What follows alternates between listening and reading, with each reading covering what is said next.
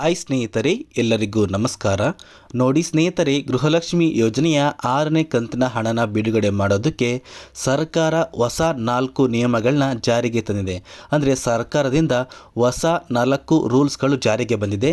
ಈಗಾಗಲೇ ಯಾರಿಗೆಲ್ಲ ಗೃಹಲಕ್ಷ್ಮಿ ಯೋಜನೆಯ 5 ಕಂತುಗಳ ಹಣ ಬಂದಿದೆ ಮತ್ತು ಯಾರಿಗೆಲ್ಲ ಇನ್ನೂ ಕೂಡ ಗೃಹಲಕ್ಷ್ಮಿ ಯೋಜನೆಯ 1 ಕಂತಿನ ಹಣ ಬಂದಿಲ್ಲ, ಅಥವಾ ನಮ್ಮ ಬ್ಯಾಂಕ್ ಖಾತೆಗೆ ಕೇವಲ 2 ಅಥವಾ 3 ಕಂತುಗಳ ಹಣ ಬಂದಿದೆ ಅಂತ ಯಾರೆಲ್ಲ ಹೇಳ್ತಾ ಇದ್ದೀರಲ್ಲ, ಇಂತಹ ಫಲಾನುಭವಿಗಳಿಗೆ ಈ ಒಂದು ಹೊಸ 4 ರೂಲ್ಸ್ ಅನ್ವಯ ಆಗುತ್ತೆ.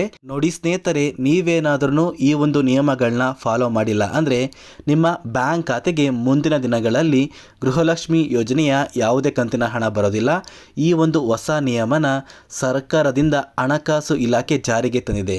ಈ ಒಂದು ಹಣಕಾಸು ಇಲಾಖೆ ತಂದಿರುವಂತಹ ಈ ಒಂದು ಹೊಸ 4 ರೂಲ್ಸ್ನ ನೀವೇನಾದ್ರೂ ಫಾಲೋ ಮಾಡಿಲ್ಲ ಅಂದರೆ ನಿಮ್ಮ ಬ್ಯಾಂಕ್ ಖಾತೆಗೆ ಯಾವುದೇ ರೀತಿಯ ಗೃಹಲಕ್ಷ್ಮಿ ಯೋಜನೆಯ ಹಣ ಬರೋದಿಲ್ಲ. ಹಾಗಾದರೆ ನೀವು ಕೇಳ್ಬೋದು ಸ್ನೇಹಿತರೆ, ಈ ಒಂದು ಹೊಸ 4 ರೂಲ್ಸ್ಗಳು ಏನು, ಸರ್ಕಾರ ಯಾವ ಒಂದು ಕಾರಣಕ್ಕೆ ಈ ಒಂದು 4 ನಿಯಮಗಳನ್ನ ಜಾರಿಗೆ ತಂದಿದೆ ಅಂತ. ಬನ್ನಿ ಸ್ನೇಹಿತರೆ, ಆ ಒಂದು 4 ನಿಯಮಗಳು ಏನು ಅಂತ ನಾನು ನಿಮಗೆ ತಿಳಿಸ್ಕೊಡ್ತೀನಿ. ಅದಕ್ಕಿಂತ ಮುಂಚೆ ವಿಡಿಯೋ ನೋಡ್ತಾ ಇರುವಂತಹ ಪ್ರತಿಯೊಬ್ಬರ ಹತ್ರ ಕೂಡ ಒಂದು ಚಿಕ್ಕ ರಿಕ್ವೆಸ್ಟ್ ಇದೆ. ನೋಡಿ ಸ್ನೇಹಿತರೆ, ನೀವೇನಾದ್ರೂ ಇದೇ ಮೊದಲ ಬಾರಿ ನನ್ನ ವಿಡಿಯೋ ನೋಡ್ತಾ ಇದ್ದರೆ ದಯವಿಟ್ಟು ಪ್ರತಿಯೊಬ್ಬರೂ ನನ್ನ ಚಾನಲ್ನ ಸಬ್ಸ್ಕ್ರೈಬ್ ಮಾಡ್ಕೊಳ್ಳಿ, ಹಾಗೆ ವಿಡಿಯೋಗೊಂದು ಲೈಕ್ನ ಕೊಡಿ. ನೋಡಿ ಸ್ನೇಹಿತರೆ, ತುಂಬ ಜನ ಒಂದು ವಿಡಿಯೋನ ನೋಡ್ತಾ ಇದ್ದೀರಾ, ಆದರೆ ಇನ್ನೂ ಕೂಡ ನನ್ನ ಚಾನಲ್ನ ಸಬ್ಸ್ಕ್ರೈಬ್ ಮಾಡ್ಕೋತಾ ಇಲ್ಲ. ದಯವಿಟ್ಟು ಪ್ರತಿಯೊಬ್ಬರೂ ಚಾನಲ್ನ ಸಬ್ಸ್ಕ್ರೈಬ್ ಮಾಡ್ಕೊಳ್ಳಿ, ಹಾಗೆ ವಿಡಿಯೋಗೊಂದು ಲೈಕ್ನ ಕೊಡಿ. ಹೌದು ಸ್ನೇಹಿತರೆ, ಸರ್ಕಾರದಿಂದ ಇಲ್ಲಿಯವರೆಗೂ ಗೃಹಲಕ್ಷ್ಮಿ ಯೋಜನೆಯ 5 ಕಂತುಗಳ ಹಣನ ಬಿಡುಗಡೆ ಮಾಡಿದೆ. ಸಾಕಷ್ಟು ಫಲಾನುಭವಿಗಳ ಬ್ಯಾಂಕ್ ಖಾತೆಗೆ 5 ಕಂತುಗಳ ಹಣ ಬಂದಿದೆ. ಕೆಲವು ಫಲಾನುಭವಿಗಳ ಬ್ಯಾಂಕ್ ಖಾತೆಗೆ 1 ಅಥವಾ 2 ಕಂತುಗಳ ಹಣ ಬಂದಿದೆ. ಇನ್ನೂ ಸಾಕಷ್ಟು ಫಲಾನುಭವಿಗಳು ನಮ್ಮ ಬ್ಯಾಂಕ್ ಖಾತೆಗೆ ಇನ್ನೂ ಕೂಡ 1 ಕಂತಿನ ಹಣ ಬಂದಿಲ್ಲ ಅಂತ ಒಂದು ಕಾಮೆಂಟ್ನ ಮಾಡ್ತಾ ಇದ್ದೀರಾ. ನೋಡಿ, ಈ ಒಂದು ಪ್ರತಿಯೊಂದು ಫಲಾನುಭವಿಗಳಿಗೆ ಮಹಿಳಾ ಮತ್ತು ಮಕ್ಕಳ ಅಭಿವೃದ್ಧಿ ಇಲಾಖೆಯಿಂದ 4 ಹೊಸ ನಿಯಮಗಳು ಜಾರಿಗೆ ಬಂದಿದೆ. ಈ ಒಂದು ನಿಯಮಗಳನ್ನ ಪ್ರತಿಯೊಬ್ಬರನ್ನು ಕೂಡ ಖಂಡಿತವಾಗಿಯೂ ಫಾಲೋ ಮಾಡಲೇಬೇಕು ಅಂತ ಮಹಿಳಾ ಮತ್ತು ಮಕ್ಕಳ ಕಲ್ಯಾಣ ಇಲಾಖೆನೇ ಒಂದು ಮಾಹಿತಿನ ಕೊಟ್ಟಿದೆ. ಹಾಗಾದರೆ ಬನ್ನಿ ಸ್ನೇಹಿತರೆ, ಆ 4 ಹೊಸ ನಿಯಮಗಳು ಏನು ಅಂತ ತಿಳ್ಕೊಳ್ಳೋಣ. ಮೊದಲನೆಯ ನಿಯಮ ಏನು ಅಂದರೆ, ನೋಡಿ ಸ್ನೇಹಿತರೆ, ನಿಮ್ಮ ಬ್ಯಾಂಕ್ ಖಾತೆಗೆ ಇಲ್ಲಿಯವರೆಗೂ ಗೃಹಲಕ್ಷ್ಮಿ ಯೋಜನೆಯ 5 ಕಂತುಗಳ ಹಣ ಬಂದಿರಬಹುದು, ಅಥವಾ ನಿಮ್ಮ ಬ್ಯಾಂಕ್ ಖಾತೆಗೆ ಇನ್ನೂ ಕೂಡ ಪೆಂಡಿಂಗ್ ಇರುವಂತಹ ಗೃಹಲಕ್ಷ್ಮಿ ಯೋಜನೆಯ ಹಣ ಬರಬೇಕಾಗಿರ್ಬೋದು. ನೋಡಿ, ನೀವು ಏನು ಮಾಡಬೇಕು ಅಂದರೆ, ನೀವು ಮತ್ತೆ ನಿಮ್ಮ ಒಂದು KYCನ ಮರುಪರಿಶೀಲನೆ ಮಾಡಬೇಕು.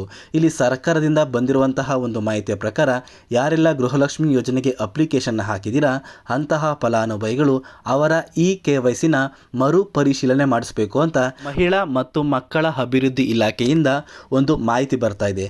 ಅದೇ ರೀತಿ ಸ್ನೇಹಿತರೆ, ಎರಡನೆಯ ಒಂದು ನಿಯಮ ಏನು ಅಂದರೆ, ಇಲ್ಲಿ ಸಾಕಷ್ಟು ಫಲಾನುಭವಿಗಳು ನಮ್ಮ ಬ್ಯಾಂಕ್ ಖಾತೆಗೆ ಇನ್ನೂ ಕೂಡ ಗೃಹಲಕ್ಷ್ಮಿ ಯೋಜನೆಯ ಹಣ ಬಂದಿಲ್ಲ ಅಂತ ಹೇಳ್ತಾ ಇದ್ದೀರಾ, ಮತ್ತು ಸಾಕಷ್ಟು ಫಲಾನುಭವಿಗಳಿಗೆ ಗೃಹಲಕ್ಷ್ಮಿ ಯೋಜನೆಯ ಹಣ ಬಂದಿದೆ. ಆದಷ್ಟು ಬೇಗ ಇಲ್ಲಿ ಯಾರಿಗೆಲ್ಲ ಗೃಹಲಕ್ಷ್ಮಿ ಯೋಜನೆಯ ಹಣ ಬಂದಿಲ್ಲ ಅಂತ ಹೇಳ್ತಾ ಇದ್ದೀರಲ್ಲ, ಅಂತಹ ಫಲಾನುಭವಿಗಳು ನಿಮ್ಮ ಬ್ಯಾಂಕ್ ಖಾತೆಗೆ ನಿಮ್ಮ ಆಧಾರ್ ಕಾರ್ಡ್ನ ನೋಂದಣಿ ಮಾಡಿಸ್ಕೊಂಡಿದ್ದೀರಾ ಅಂತ ಒಂದು ಸಲ ನಿಮ್ಮ ಬ್ಯಾಂಕ್ಗೆ ಹೋಗಿ ಚೆಕ್ ಮಾಡ್ಕೋಬೇಕಾಗುತ್ತೆ. ಇಲ್ಲಿ ಯಾರಿಗೆಲ್ಲ ಗೃಹಲಕ್ಷ್ಮಿ ಯೋಜನೆಯ ಹಣ ಬರ್ತಾ ಇದೆ ಅಂದರೆ, ಯಾವ ಫಲಾನುಭವಿಗಳು ಅವರ ಬ್ಯಾಂಕ್ ಖಾತೆಗೆ ಆಧಾರ್ ಕಾರ್ಡ್ನ ನೋಂದಣಿ ಮಾಡಿಸ್ಕೊಂಡಿದ್ದಾರೆ ಅಂತಹ ಫಲಾನುಭವಿಗಳಿಗೆ ಮಾತ್ರ ನಾವು ಗೃಹಲಕ್ಷ್ಮಿ ಯೋಜನೆಯ ಹಣನ ಹಾಕ್ತಾ ಇದ್ದೀವಿ.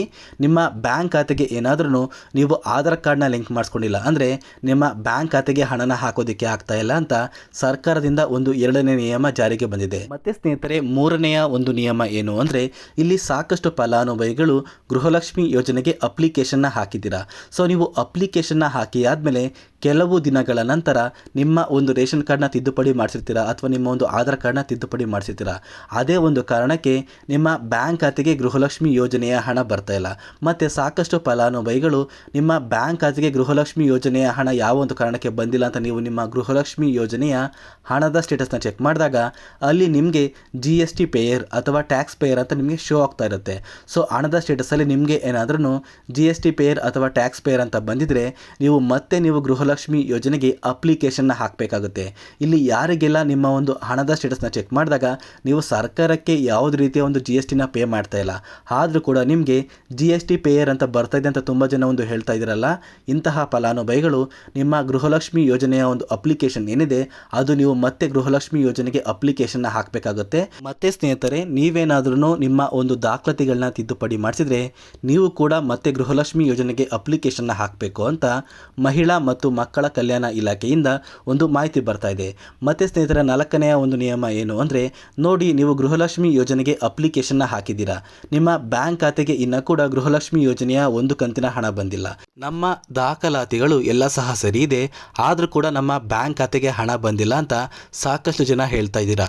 ನೋಡಿ, ಇಲ್ಲಿ ನಿಮ್ಮ ಬ್ಯಾಂಕ್ ಖಾತೆಗೆ ಹಣನ ಬಿಡುಗಡೆ ಮಾಡೋದಕ್ಕೆ ಆಗಿಲ್ಲ ಅಂದರೆ ಸರ್ಕಾರದಿಂದ ನಿಮ್ಮ ಮನೆಯ ಯಜಮಾನರು ಅಂದರೆ ನಿಮ್ಮ ಪತಿಯ ಬ್ಯಾಂಕ್ ಖಾತೆಗೆ ಸರ್ಕಾರದಿಂದ ಗೃಹಲಕ್ಷ್ಮಿ ಯೋಜನೆಯ ಒಂದು ಹಣನ ಬಿಡುಗಡೆ ಮಾಡ್ತೀವಿ ಅಂತ ಮಹಿಳಾ ಮತ್ತು ಮಕ್ಕಳ ಕಲ್ಯಾಣ ಇಲಾಖೆಯಿಂದ ಒಂದು ಹೊಸ ಮಾಹಿತಿ ಬರ್ತಾ ಇದೆ.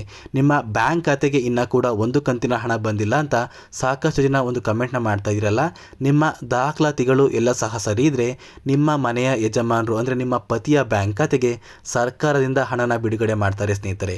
ನೋಡಿ ಸ್ನೇಹಿತರೆ, ಇಲ್ಲಿ ಸರ್ಕಾರದಿಂದ ಬಂದಿರುವಂತಹ ಗೃಹಲಕ್ಷ್ಮಿ ಯೋಜನೆಯ 4 ಹೊಸ ನಿಯಮಗಳನ್ನ ಪ್ರತಿಯೊಬ್ಬರು ಕೂಡ ಫಾಲೋ ಮಾಡಲೇಬೇಕು. ನಿಮ್ಮ ಬ್ಯಾಂಕ್ ಖಾತೆಗೆ ಗೃಹಲಕ್ಷ್ಮಿ ಯೋಜನೆಯ 6 ಕಂತಿನ ಹಣ ಬರಬೇಕು ಅಂದರೆ ಈ ಒಂದು ನಿಯಮಗಳು ಪ್ರತಿಯೊಬ್ಬರು ಕೂಡ ಫಾಲೋ ಮಾಡಬೇಕು ಅಂತ ಸರ್ಕಾರದಿಂದನೇ ಒಂದು ಮಾಹಿತಿ ಬಂದಿದೆ. ಮತ್ತು ಸ್ನೇಹಿತರೆ, ನಿಮಗೇನಾದ್ರೂ ಗೃಹಲಕ್ಷ್ಮಿ ಯೋಜನೆ ಕುರಿತು ಯಾವುದೇ ತರಹ ಒಂದು ಡೌಟ್ ಇದ್ರೂ ಕೂಡ ಕಮೆಂಟ್ ಬಾಕ್ಸಲ್ಲಿ ಕಮೆಂಟ್ನ ಮಾಡಿ ತಿಳಿಸಿ. ನಾನು ನನ್ನ ಮುಂದಿನ ವಿಡಿಯೋದಲ್ಲಿ ನಿಮ್ಮ ಒಂದು ಕಮೆಂಟ್ಗೆ ಆನ್ಸರ್ನ ಮಾಡ್ತೀನಿ ಸ್ನೇಹಿತರೆ. ಮತ್ತು ಸ್ನೇಹಿತರೆ, ಗೃಹಲಕ್ಷ್ಮಿ ಯೋಜನೆ ಇರ್ಬೋದು ಅಥವಾ ಅನ್ನಭಾಗ್ಯ ಯೋಜನೆ ಇರ್ಬೋದು ಅಥವಾ ಸರ್ಕಾರಕ್ಕೆ ಸಂಬಂಧಪಟ್ಟ ಯಾವುದೇ ರೀತಿಯ ಒಂದು ಹೊಸ ಯೋಜನೆಗಳ ಮಾಹಿತಿಗಾಗಿ ದಯವಿಟ್ಟು ಪ್ರತಿಯೊಬ್ಬರು ಕೂಡ ನನ್ನ ಚಾನಲ್ನ ಸಬ್ಸ್ಕ್ರೈಬ್ ಮಾಡ್ಕೊಳ್ಳಿ. ಹಾಗೆ ವಿಡಿಯೋಗೊಂದು ಲೈಕ್ನ ಕೊಡಿ.